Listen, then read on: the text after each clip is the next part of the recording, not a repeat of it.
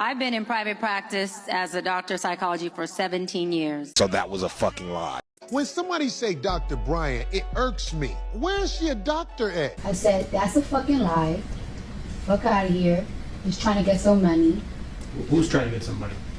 She is. So for those of you who are unaware, Dr. Cheyenne Bryant, counselor to the stars, kinda, sorta. She's just been getting laid out everywhere along the social media webs. So I can't see why she would think that something like this would be good for her book sales. But hey, maybe people like to watch car crashes. You know, I do sometimes. I've earned the title. I have multiple degrees, and I'm not going to prove anything to anybody. Peace, and blessings. What's good? This is your boy 7 Inglewood Zone right now in your zone, and this is another episode of Society Breakdown, where we do a little bit of analysis into the cultural diaspora. And today is no different because we are continuing the conversation on Dr. Cheyenne Bryant. So Dr. Cheyenne Bryant hit the tour streets with her latest iteration or her latest book that she's hoping will be a New York Times bestseller, I'm sure. And she went to DC's Marissa Mitchell show to tell of its virtues, I'm sure, the virtues of its contents and all that good stuff. And, you know, and I gotta be honest, to me, it kind of, if I were just giving my 7 cents, it almost seemed like when you was looking at her, she looked like the moment was too big for her. Like she seemed small, like her clothes was too big for her. The couch was too big. Like everything was just big for her. She just seemed small in that space. I don't know. Maybe I'm reading into it. But with that, let's go ahead and get into what was talked about. Because let's be quite honest. The lady is talking about her. She's trying to shill out this book, right? You know, hey, be a better you, better whatever. Here, buy my book, give me some money. Like that's what she's really trying to do. But ain't nobody trying to hear that for real. Ain't nobody got time to talk about anything that you got that ain't dealing with your degree, Dr. Umar. You know what I'm saying? Like for real, like who out here also doesn't see that this is just another Dr. Umar scammer out here? You know what I'm saying? Like, because Dr. Umar, if everybody's keeping track, Dr. Umar, there was a time when his doctoral, not doctorial, credentials came into question. And just by the slightest sliver of hope, he made it through to the point where people were like, okay, yeah, I guess you're still a doctor. Fine. We can actually call you and you have earned the title of doctor. Yes. And here's your information, but you're still a scammer, but sure, you're a doctor. Now, I think Dr. Cheyenne Bryant is thinking that she could do the same thing without having to do that whole thing of like going to school, having a dissertation and all that good stuff. Like if you just claim it, like if you just see it, you can be it. Ain't that what people say nowadays? Or why not provide the proof of your degree? Why not?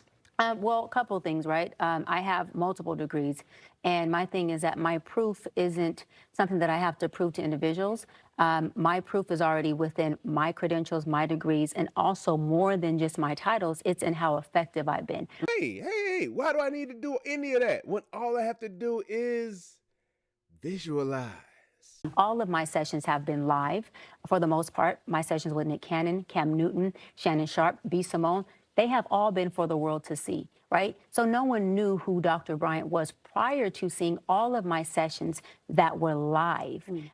And again, she's sitting there talking about some sessions that she had that was live. And I don't know. I'm like, if you can sit and say that the conversations that you had with Nick and B. Simone and Shannon Sharp and all them, if you can say that those conversations that we saw, all we saw was conversations, interviews. If you could say that those interviews were somehow indicative of your ability as a doctor, a counselor, or a therapist in any sort of sense, I think you're going to be found wanting. I think you're gonna be found wanting. Like who is out here really checking for you in that sense? Now I think people do like to watch car crashes, so I could see people wanting to see the spectacle, and it doesn't hurt the fact that you're a pleasing looking young lady, and so I can understand why people would want to watch. that doesn't necessarily validate your abilities in any sense. In any sense. So I don't get how all of a sudden that determines, or that has somehow established your ability as being anything other than somebody who was talking to folks. And that's fine. Just say you talk to people. Cause look, the life coach lane is broad and vast. You can hop your ass in there and do anything and call yourself a life coach. So why not just do that? Why you got to do this doctor thing and try to make yourself above everybody else? People who are actually doing the work, people who are actually doing the dissertations, people who are actually putting in the hours upon hours upon hours that it takes for you to get to a certain level. And they deemed it, as well as I did before they did it, they can't validate me, I validated myself. They deemed it as my work being effective. I am effective at what I do. I'm Finally, educated and I'm successful in my lane, and I'll land on this. I created my own lane. And so a lot of times, Marissa, when people see that you created something that maybe they couldn't, admiration turns into envy. So you really sitting there trying to say that, like, oh, you're getting hate because people ain't and can't be what you are? Like, they hate me because they ain't me. Is that really what you're trying to say right now? I will say, just because you got a decent following doesn't necessarily validate anything that you are doing. The validation should come in the actual work that you're doing. That, like, it should come in the actual work and the results. Like, wasn't there a time when I believe it was an Offset reached out to you for some actual counseling, really wanted you to be his counselor? And what did you do? You ran to social media. Hey, y'all, Offset want me to be his counselor, y'all. What kind of doctor-client privilege is that? Who wants to sign up for that? You are messy. You're tacky. If you are a doctor, you're the worst kind. I'm serious. Like, how are you supposed to be supporting or respecting the information of any of your clients if you're so caught up on going viral or getting some attention that you don't respect their information as they're even seeking your services, so-called services? And look, for those of y'all who maybe aren't aware of or why we even are here right now, look, this has all started. I won't say it all started, but it has recently kicked back up based on her interview that she recently had on the Breakfast Club, where she was breaking down how her credentials were lost in a fire or something like that. I'll let you go ahead and see what she says, and you tell me how it's any damn different. Very simple. I went to a school, Argos University, completed an entire program. I went back online to get my official transcripts because I was applying to a law school many years ago to be a professor there. And I had to provide my transcripts, right, to get hired.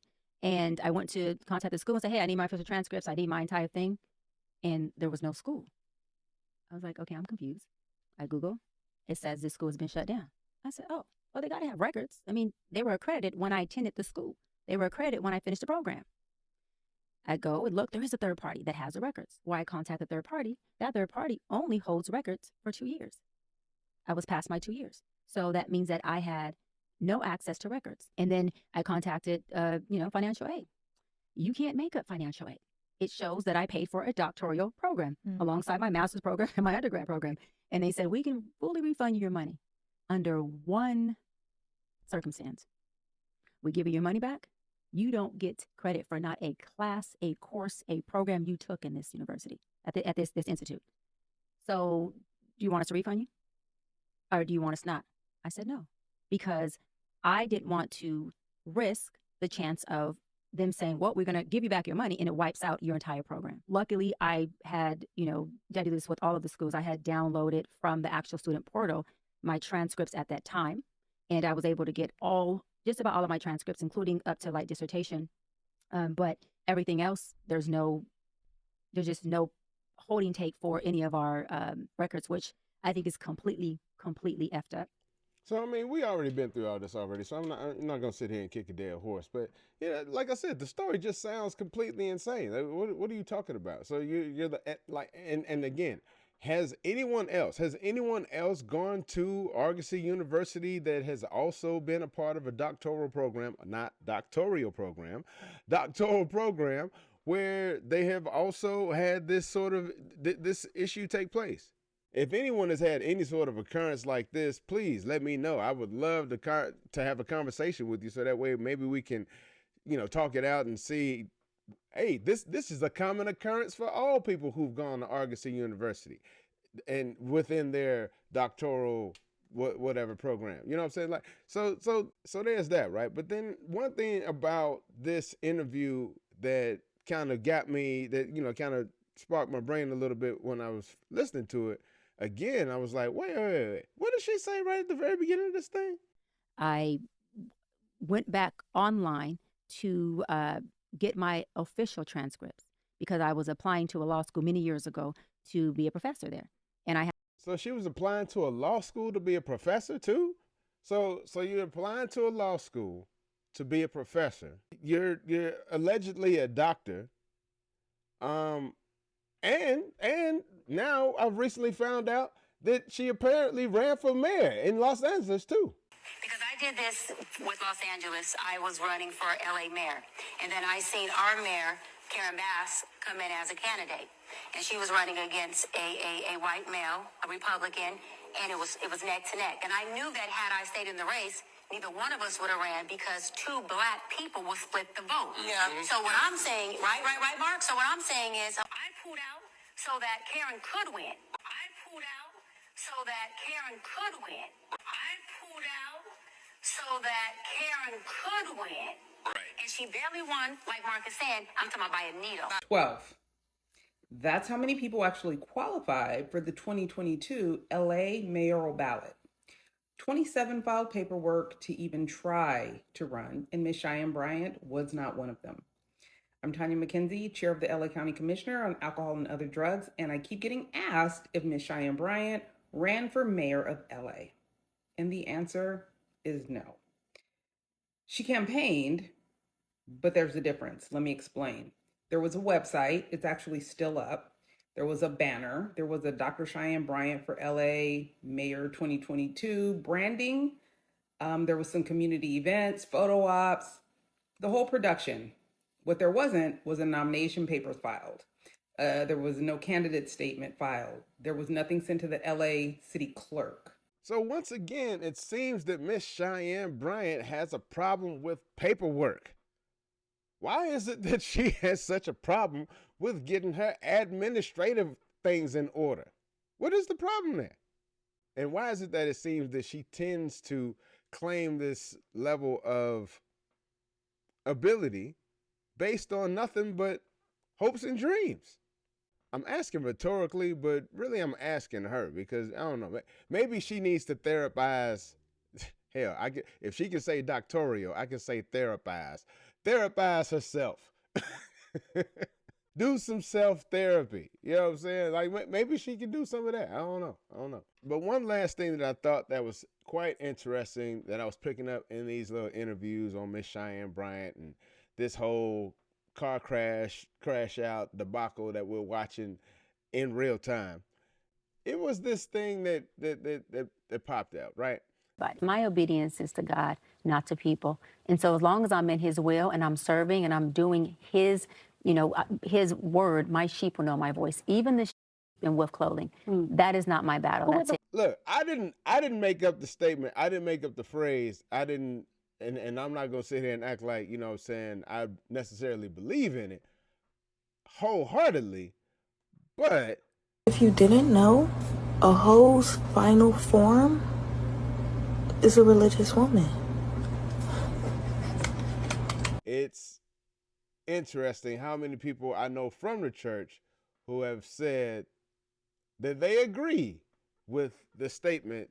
And I know this is going into a whole completely different direction right now, but I just think that that's an interesting statement, and especially in the fact that, and I won't even say a hoe, because, people say that, whatever, because I don't know anything about this lady, but it just seems interesting that for a lot of women in particular, it seems that their final form is to now, become a Christian or spiritual woman. They've been seeking all their life for validation. Now they finally have found this validation. And now it seems like, again, because I don't know, I can't tell you, and I'm not going to sit here and try to doctorally therapize this lady. But I will just say, it just seems interesting that for a lot of women in particular, you know, I'm not trying to start no fights, but I'm just saying, it just seems kind of interesting that for a lot of women in particular, that once they get to a certain age, that they start speaking more spiritually. And then, you know, people say, you know, they start thinking about the finality of their life and all that stuff. Sure, you can say that. It sounds good. It sounds good. It sounds amazing. But at the same time, I would say that a lot of them were looking for some level of validity for the bullcrap that they've been doing their whole life, and they were not able to find it. And suddenly they were able to find validation and justification even for some of the stuff, or if not all the stuff that they've done in their past, through the blood of Jesus. Funny how suddenly they can follow the directions and the guidance of a man who can't talk back to them. It's funny how that these are the type of women who are suddenly justified in their actions, suddenly justified in their ability, suddenly justified in the things that they're saying, and then can somehow practice with no license, with no remorse, can go out and lie and have no remorse. Why? Because Jesus is the one that judges me. Only God can judge me. And that's, to me, a very disingenuous way to live your life, and especially a very disingenuous way to sell your book, lady.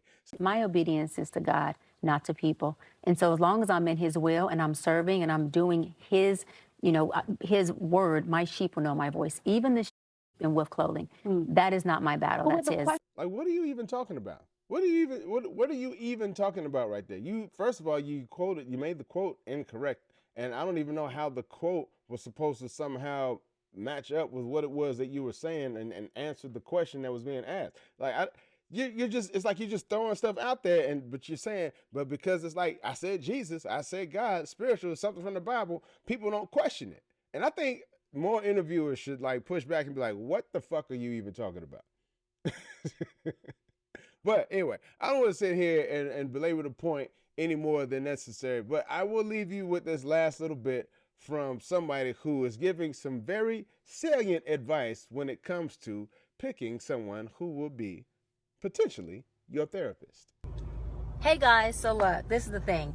When you're receiving advice from somebody, you want to make sure that the person you're receiving advice from is somebody who actually lives a life that you admire, is actually doing things in their life that you aspire to be doing or you aspire to be.